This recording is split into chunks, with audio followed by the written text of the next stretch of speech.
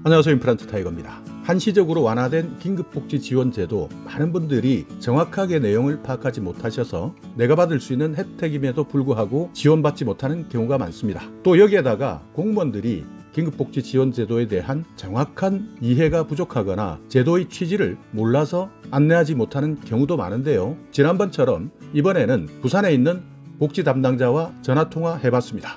예, 저 복지 담당하시는 분 좀 부탁할게요. 네, 선생님, 그 긴급생계 지원 말씀하시는 거 맞으세요? 예. 네, 저한테 말씀하시면 됩니다. 아, 예. 이게 지금 지원받을 수 있는 게 생계비 받는 거 있지 않습니까? 네. 기준이 뭐죠? 첫 번째로 그 위기 사유가 발생을 하셨어야 됐거든요. 예. 시급을 하셨다던가, 질병으로 인해서 뭐 일을 못 하시게 되셨다던가, 아니면 다른 상황이 있으셨어야 되고, 그러니까 이제 코로나 때문에 지금 한시적으로 완화된 거 있지 않습니까? 네, 근데 요거는 원래 있던 상황이고, 그 사업이고, 코로나로 인해서 완화된 상황이고, 그 사항은 금융재산이 원래 500만 원이었거든요. 근데 그게 조금 완화가 되어서 이제 조금 좀 올랐다, 이런 점이 있고, 일반 재산 기준도 1억 한 8천만 원 정도였는데 3억 5천만 원 정도로 완화되었다고. 완화된 거는 네, 그 기준 말고 사유 중에 완화된 거는 코로나로 인해서 이제 들어온 게 무급휴직을 하셨다던가, 코로나로 인해서 무급휴직을 했다던가, 코로나로 인해서 자영업자나 특수형태 근로종사자인 분들이 소득이 감소했을 경우가 이게 완화된 사항이에요. 네, 그러니까 이게 그 기간이 어디 정해져 있습니까? 예를 들어 1년 전에 실직을 했는데 1년 전에 실직을 하시면 안 되고, 실직하신 거는 1년 이내셔야 돼요. 왜 그런 거죠? 지침상에 나와 있는 게 1년 이내인데요. 제가 알기로는 코로나가 길어지기 때문에 실직이 해가지고 그래서 생계가 곤란한 분들, 그러니까 1년 이내에 실직한 게 아니고 코로나가 1년 전에도 있었잖아요. 네. 예, 그렇기 때문에 1년 전부터 계속 실직을 해서 지금 곤란한 사람이 훨씬 더 곤란할 거 아닙니까? 네. 최근에 실직한 사람보다 실직을 그 이전에 해가지고 그때부터 계속 생계 곤란을 겪고 있는 사람은 더 곤란할 거 아니에요. 여보세요? 네네. 그러니까 최근에 실직하시는 분들은 실업급여도 받고 그렇게 하실 수 있는 분들이 많은데, 예를 들어서 1년 전에 위기 사유가 발생했는데 어떻게든 살아보겠다고 계속 나름대로 견디고 오다가 지금 못 살겠다 싶어서 지금 신청하려고 하는 거거든요. 네, 근데 여기 지침상에는 실직한 날이 1개월 경과 12개월 이내 이렇게 돼 있어요. 아, 그렇게 돼 있어요? 네네. 그게 어디서 내려온 겁니까? 여기 보건복지부에서요. 보건복지부에서 1년 이내라고 그렇게 해놨어요? 1개월 경과 12개월 이내 실직을 했을 경우에는요. 그러면 선생님께서 따로 그 이동근로 이런 일은 따로 안 하시고 계속 이제 못 하시고 계셨던 건가요? 그렇죠. 그러니까 1년 전부터 그동안 모아놓은 돈으로 이제 최선을 다해서 살아가려고 했는데 최근에 와서 이제 한시적으로 완화됐기 때문에 신청을 해보려고 하니 지금 1년 전 실직은 안 된다, 지금 이렇게 이야기하고 있는 거잖아요. 네, 그 완화된 사항은 그런 실직에 대한 사유가 완화된 것이 아니고 금융재산이라던가 일반재산 요게 기준이 높아졌다. 아니에요. 지금 보건복지부에서 말씀하신 완화된 기준 중에 사유도 과거에는 코로나가 없었지 않습니까?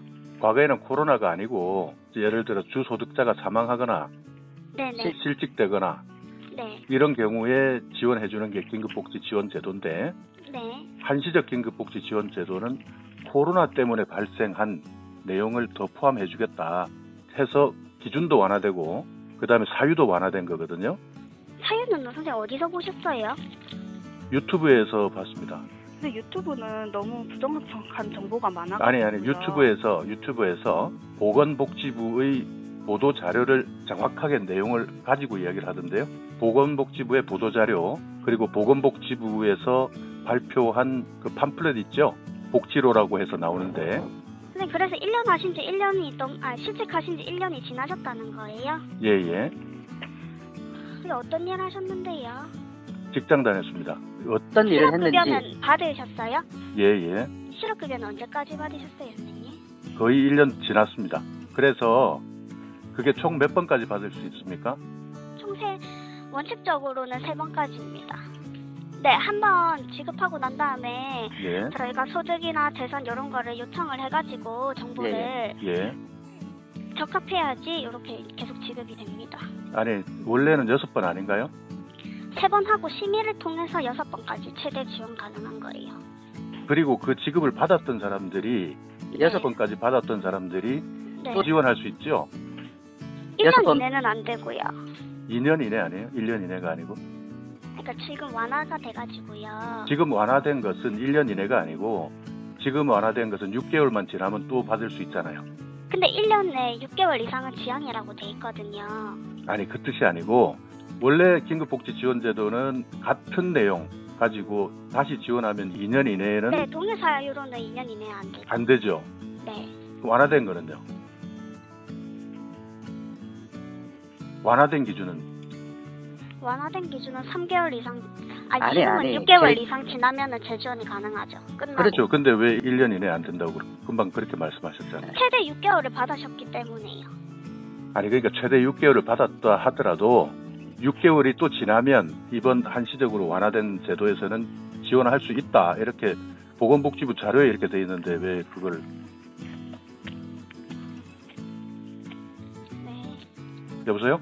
네네. 6개월 지나면 다시 지원할 수 있는 거죠?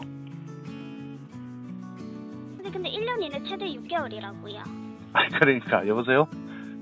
여보세요? 네. 1년 이내에 6개월을 받았습니다. 그러면 최대 6개월 받았잖아요. 그러면 6개월을 지나면 또 지원할 수 있다는 거 그러니까 아니에요? 동네 사유로 신청을 하시겠다는 거예요? 근데 그렇죠. 선생님 요거 9월 30일까지만 이제 적용되는 거여가지고 저희는 언제까지 또 지원 가능할지 모릅니다. 아니, 그러니까 9월 30일까지 이번에 지금 기준을 완화시킨 거지 않습니까? 여보세요? 네. 근데 9월 30일까지 기준이 완화됐는데 이것이 이제 올해 12월까지 또 완화될 수 있다, 이렇게 제가 들었거든요. 저희는 아직 들은 게 없습니다.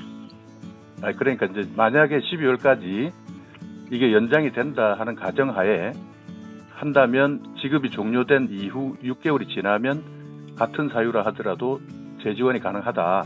그 내용은 맞죠? 저희는 1년 이내에 최대 만약에 그러니까 지원 해석을- 신청하셔가지고 예.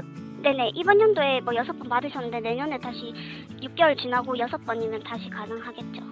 아니, 그러니까 6개월 받고 6개월이 지나면 해가 지나잖아요. 네네네. 1년이 지나버리지 않습니까? 네. 그러니까 최종 지급받은 날로부터 최종 6개월이 지급받은 날은 아니고요. 저희가 보장 기간이 있는데 그게 아니, 지원 한 달 정도 기간이 있거든요. 거기서부터 6개월입니다. 그러니까 이제 최종 지급일 플러스 한 달, 여기에 그 한 달 여기를 시점으로 6개월. 6개월이 지나면 재지원은 가능하다. 네. 그러니까 1년이 지나야 가능하다, 이 말은 틀린 거죠. 네. 그러니까 앞으로 이제 6개월이 지나야 가능하다, 이렇게 말씀해 주셔야 되는 것 같은데. 네, 알겠습니다. 예, 그렇게 하시고, 네. 그리고 아까 말씀하신 1년 이내에 실직한 경우에는 가능한데 1년 전에 실직한 것은 안 된다, 지금 이렇게 말씀하신 거죠. 네. 그러면은 저 같은 경우에는 1년 전부터 긴급 상황이나 위기 상황인데 최근에 실직한 사람보다 덜 급하다, 이렇게 판단한다는 거잖아요. 저희는 정해진 대로밖에 말씀드릴 수 없어요. 여기에 실직하셨을 경우에는 1개월 이상 12개월 이내라고 적혀있기 때문에 예. 아니면 선생님께서 뭐 그러면 라던가 네. 그러면 구청에서도 그 기초생활심의위원회라는 게 있죠. 네. 그러니까 거기에서 구청 자체에서 그 조례나 아니면은 구청장님이 계실 거 아니에요. 네. 그분이 이제 위기 사유를 추가로 이런 경우에는 더 힘들겠구나, 이렇게 판단해가지고 그 심의 위원회를 열어가지고 줄 수 있는 것도 있지 않습니까? 근데 선생님 뭐 건강보험료나 이런 게 3개월 이상 미납되셨으면은 신청해 보실 수 있는 사유는 있으시거든요. 예. 그러니까 아니면 선생님께서 계속 생계가 어려우시다고 하면 기초수급 신청하시고 그 신청 기간 동안에 그 한두 달 정도 책정되는 기간이 걸리는데 그때 동안 또 긴급 받아보실 수 있는 사유도 있으시고요. 예, 그러니까 그런 것들을 1년 이내에 실직하지 않았으면 안 된다 이렇게 바로 잘라서 이야기하면. 근데 실직하셨을 경우를 물어보셔가지고 그렇게 말씀드린 거고 예. 다른 사유도 말씀드리려고 했습니다. 아, 그래요? 네. 그러니까 지금 제가 볼 때는 실직을 1년 전부터 해가지고 어떻게든 최대한 살아보려고 노력을 하다가 도저히 안 되겠다 해서 한시적으로 완화된 기준에서 긴급복지지원제도를 신청한다 이렇게 했더니 1년 이내에 실직해야 됩니다. 이렇게 이야기를 하셨단 말이에요. 그러니까 더 힘든 사람들이 이런 제도에서 탈락되는 경우인데. 네, 그러니까 실직하셨다고. 네. 실직인 사유도 있지만 아닌 사유도 있고 선생님께 뭐 이런 근로하시는 분들은 좀 건강보험료 미납사항 이런 거 많으셔가지고 이런 걸로 지원받을 수 있게 도와드리고 있거든요. 예. 그러면 이제 이것을 애매한 상황이면 찾아가서 뭐라고 말을 해야 되죠? 상담하러 갔을 때. 아니, 전화로 상담을 하시고 예. 만족을 하시면은 오셔가지고 신청을 하시면 됩니다. 아, 그래요. 그러면은 1년 전에 실직을 했다 하더라도 말씀하신 어떤 건강보험뿐만 아니라 뭐 전기나 수도나 가스나 건강보험료나 이런 요금을 내지 않은 어떤 증명서가 없을 경우에는 어떻게 합니까? 그러면은 대상이 아니신 거죠. 아니, 이번에 네. 한시적으로 기준이 완화됐잖아요.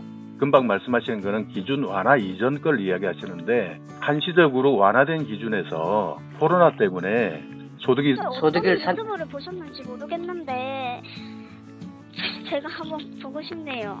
어떤 식으로 그렇게 나와 있는지 제가 몰라가지고 요게 2021년도 지침이거든요. 코로나 만들어지고 난 다음에 제가 보고 있는 것이요. 예. 코로나로 인해서 들어온 사유는 요거 주소득자가 무급휴직하는 경우, 자영업자, 특수형태 근로종사자 소득 감소 요거 3개밖에 없고요. 예. 다른 거는 원래 있던 사유에서 요 3개만 더 추가가 된 겁니다. 그러니까 소득이 감소했을 경우에 소득이 감소한 경우는 자영업자나 특수형태 근로종사자만 가능해요. 그러면 다른 사람들은 자영업을 안 하고 특수형태 근로를 하지 않으면 생계가 위기에 놓였다 하더라도 안 된다 이 말이에요?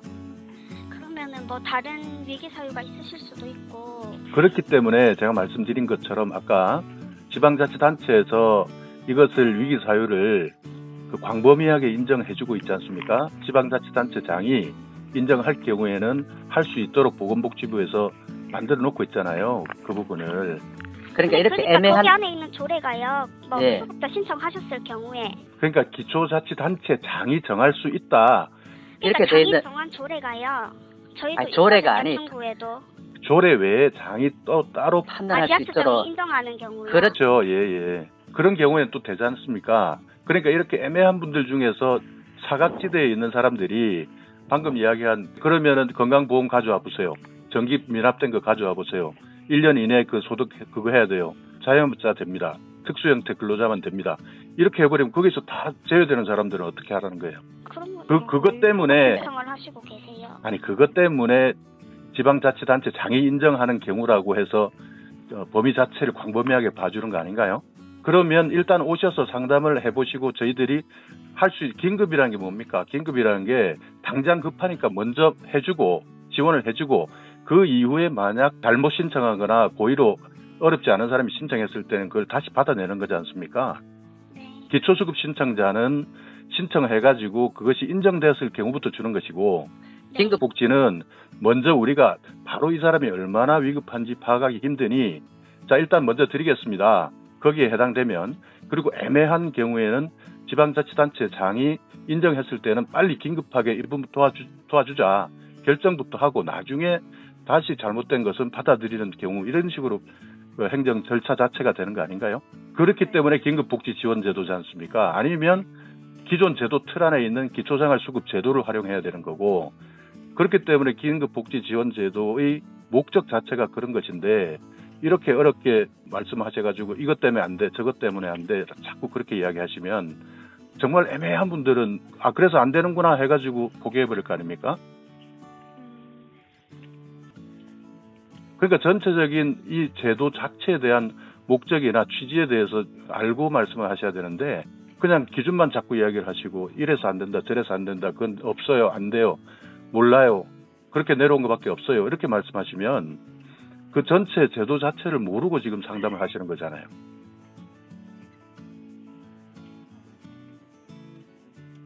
여보세요?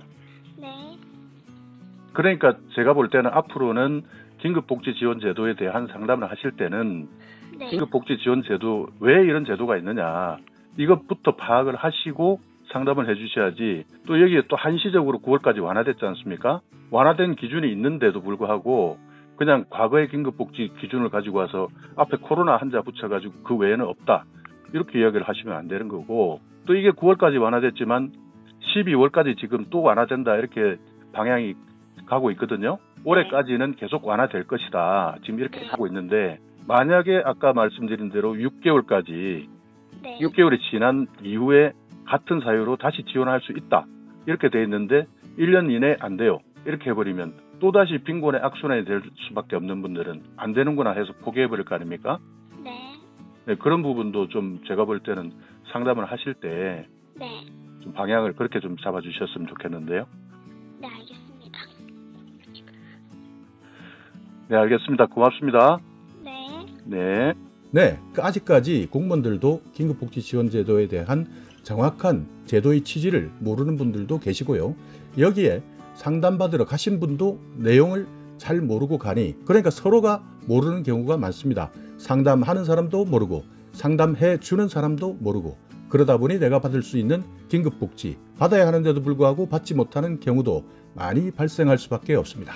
그렇기 때문에 오늘 이 영상 보시고 만약 오늘처럼 딱 잘라서 안 된다, 된다 이렇게 한다면 여기에 내가 더 자세하게 알고 질문하셔야 공무원 입장에서도 어쩔 수 없이 더 많이 공부하고 상담해 줄 것 같습니다. 자, 오늘 영상 여러분께 조금이나마 유익한 정보가 있었다면요, 오늘도 구독 그리고 좋아요 부탁드리겠습니다.